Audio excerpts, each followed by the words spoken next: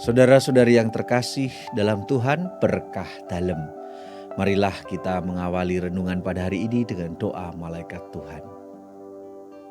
Dalam nama Bapa dan Putra dan Roh Kudus. Amin. Maria menerima kabar dari malaikat Tuhan bahwa ia mengandung dari Roh Kudus. Salam Maria, penuh rahmat, Tuhan sertamu. Terpujilah engkau di antara wanita, dan terpujilah buah tubuhmu Yesus. Santa Maria, Bunda Allah, doakanlah kami yang berdosa ini, sekarang dan waktu kami mati. Amin. Aku ini hamba Tuhan, terjadilah padaku menurut perkataanmu. Salam Maria, penuh rahmat, Tuhan sertamu. Terpujilah engkau di antara wanita, dan terpujilah buah tubuhmu Yesus. Santa Maria, Bunda Allah, doakanlah kami yang berdosa ini, sekarang dan waktu kami mati. Amin. Sang Sabda sudah menjadi manusia dan tinggal di antara kita. Salam Maria, penuh rahmat, Tuhan sertamu.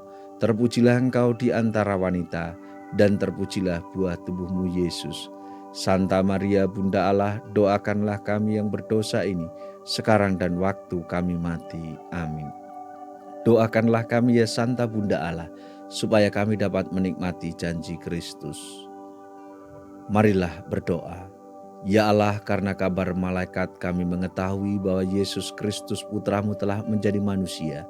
Curahkanlah rahmat-Mu ke dalam hati kami, supaya karena sengsara dan salibnya, kami dibawa kepada kebangkitan yang mulia, sebab Dialah Tuhan dan pengantara kami. Amin. Tuhan bersamamu dan bersama rohmu. Inilah Injil suci menurut Lukas.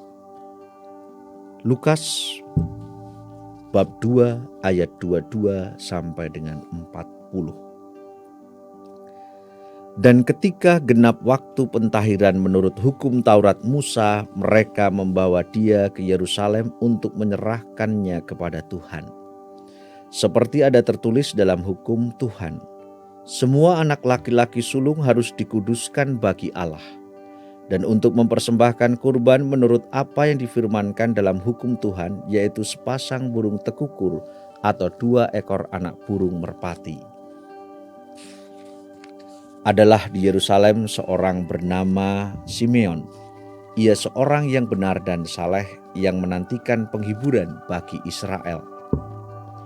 Roh Kudus ada di atasnya, dan kepadanya telah dinyatakan oleh Roh Kudus bahwa ia tidak akan mati sebelum ia melihat Mesias, yaitu Dia yang diurapi Tuhan.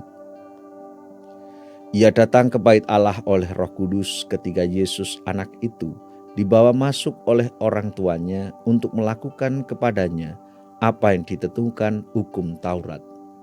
Menyambut anak itu dan menatangnya sambil memuji Allah, katanya, "Sekarang Tuhan, biarkanlah hamba-Mu ini pergi dalam damai sejahtera sesuai dengan firman-Mu.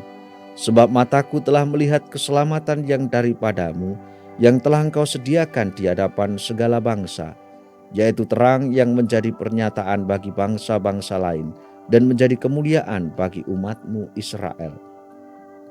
Dan bapa serta ibunya amat heran akan segala apa yang dikatakan tentang dia. Lalu Simeon memberkati mereka dan berkata kepada Maria ibu anak itu, "Sesungguhnya anak ini ditentukan untuk menjatuhkan atau membangkitkan banyak orang di Israel, dan untuk menjadi suatu tanda yang menimbulkan perbantahan. Dan suatu pedang akan menembus jiwamu sendiri, supaya menjadi nyata pikiran hati banyak orang." Lagi pula di situ ada Hana, seorang nabi perempuan, anak Fanuel dari suku Aser. Ia sudah sangat lanjut umurnya. Sesudah kawin ia hidup 7 tahun lamanya bersama suaminya. Dan sekarang ia janda dan berumur 84 tahun. Ia tidak pernah meninggalkan bait Allah dan siang malam beribadah dengan berpuasa dan berdoa. Dan pada ketika itu juga datanglah ia ke situ dan mengucap syukur kepada Allah dan berbicara tentang anak itu kepada semua orang yang menantikan kelepasan untuk Yerusalem. Dan setelah selesai semua yang harus dilakukan menurut hukum Tuhan, kembalilah mereka ke kota kediamannya, yaitu kota Nazaret di Galilea. Anak itu bertambah besar dan menjadi kuat, penuh hikmat dan kasih karunia Allah ada padanya. Demikianlah sabda Tuhan. Terpujilah Kristus. Saudara-saudari yang terkasih dalam Tuhan, dari Injil yang kita dengarkan kita bisa belajar dari tokoh-tokoh. Pertama Simeon Hana, yang kedua keluarga kudus. Yusuf Maria yang mendampingi Yesus. Simeon Hana, orang-orang yang lanjut usia, yang hidupnya dipenuhi dengan kehidupan rohani yang kuat. Bahkan dikatakan di sana Hana itu berhari-hari atau hidupnya sehari-hari di bait Allah berdoa dan berpuasa.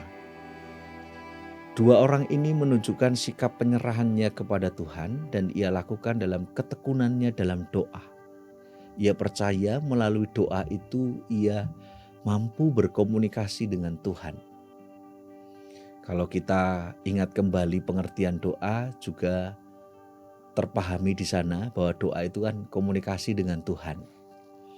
Nah, bagaimana kita membangun komunikasi itu kan ada bagaimana saling mengucapkan, kadangkala juga mendengarkan. Dan itulah sikap yang dibawa oleh Simeon Hana untuk dekat dengan Tuhan, adalah membangun komunikasi yang erat dalam doa-doanya. Lalu yang kedua, melalui Yusuf dan Maria, keluarga kudus. Bagaimana Yusuf dan Maria ini sebagai keluarga, orang tua khususnya, suami istri yang menjadi orang tua yang bertanggung jawab pada kehidupan iman anaknya. Ia mempersembahkan anaknya di bait Allah, sejak kecil sudah diperkenalkan dengan bait Allah. Kalau kita bayangkan dalam konteks kita, berarti sejak kecil orang tua Katolik itu sudah memperkenalkan anaknya kepada Tuhannya, kepada Yesus, kepada Allah. Mulai mungkin sejak dalam kandungan, lalu kemudian dibaptis bayi, lalu kemudian mendampinginya dalam hidup rohani, entah ke gereja, doa bersama. Karena apa? Tadi sekali lagi, doa itu menjadi sarana kekuatan kita untuk membangun komunikasi dengan Allah. Bentuk doa bisa macam-macam gitu ya. Nah, seringkali kita mengabaikan doa ini karena kesibukan kita yang macam-macam. Dengan segala macam hal kita lupa berkomunikasi dengan Tuhan. Bagaimana kita bercakap-cakap dengan Tuhan dalam kehidupan doa kita. Padahal ini menjadi bagian yang penting. Maka tadi memberi contoh Yusuf, Simeon dan Hana sebagai orang yang sepuh, sebagai orang yang tua, memberikan contoh keteladanan, ketekunan dalam doanya. Dan dari doa itu kan mengalir daya dan kekuatan untuk melakukan hidup sehari-hari dengan penuh cinta. Yusuf dan Maria apalagi sebagai orang tua yang memberikan teladan bagi para orang tua Katolik. Bagaimana keluarga-keluarga Katolik diingatkan kembali untuk membangun hidup doanya, relasi dan komunikasinya dengan Tuhan. Melibatkan Tuhan dalam seluruh karya hidupnya. Kebiasaan-kebiasaan doa bersama, kebiasaan ke gereja bersama. Ketika orang tua itu memiliki anak yang sejak kecil dididik demikian, akan memberikan sebuah kebiasaan untuk membangun kedekatan dengan Tuhan. Tentu ada aneka macam caranya ya. Tapi percaya bahwa Tuhan menyertai, Tuhan mendampingi. Dan buah dari kedekatan dengan Tuhan itu adalah kebaikan-kebaikan yang mengalir dalam kehidupan. Maka tadi dikatakan anak itu bertambah besar dan menjadi kuat, penuh hikmat dan kasih karunia Allah ada padanya. Mengapa terjadi demikian? Kita agak sedikit mengesampingkan dulu Yesus sebagai Allah ya. Tetapi di sini mau menunjukkan bagaimana Yesus yang hadir sebagai manusia, sebagai anak yang dibimbing oleh orang tuanya Yusuf dan Maria. Yusuf Maria sudah membiasakan Yesus ini berjumpa dengan Bapaknya, berjumpa dengan Allah, berkomunikasi. Maka buah dari pendidikan itu, pendidikan iman itu, dia tumbuh menjadi besar dan kuat, tangguh dalam iman, harapan dan kasih, penuh hikmat dan kasih karunia Allah ada padanya. Itu karena kebiasaan yang sudah terbentuk untuk mendampingi dan mendidik. Maka saya mengajak umat beriman Katolik, berumat Kristiani, dimanapun berada, khususnya keluarga-keluarga Katolik. Mari kita kembali biasakan kehidupan, tradisi-tradisi kekatolikan kita yang membangun kedekatan dengan Tuhan kita. Di tengah kesibukan apapun, sebenarnya tidak ada alasan untuk tidak dapat melakukan. Mari kita biasakan kembali doa pribadi dan doa bersama. Syukur doa bersama dalam keluarga.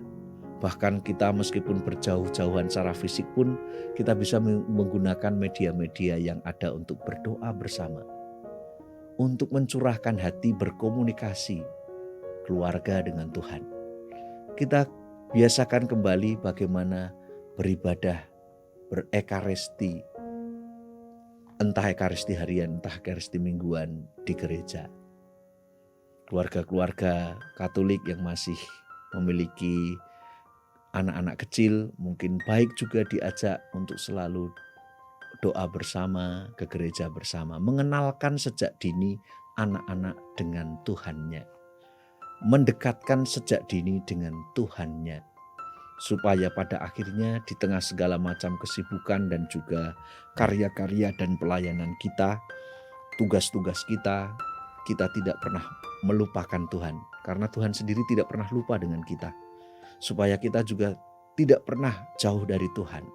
Kita senantiasa mendekat, lalu kemudian bercakap-cakap dengannya, sehingga memberikan daya dan kekuatan menjadi berkat bagi kehidupan kita.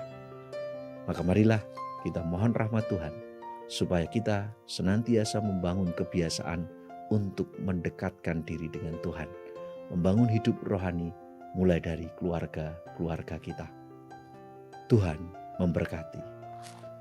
Semoga kita semua, keluarga-keluarga Katolik dimanapun berada, dan juga pergulatan kita, perjuangan dan harapan kita, persaudaraan kita, senantiasa dinaungi, dilindungi dan diberkati oleh Allah yang Maha Kuasa, Bapa dan Putra dan Roh Kudus.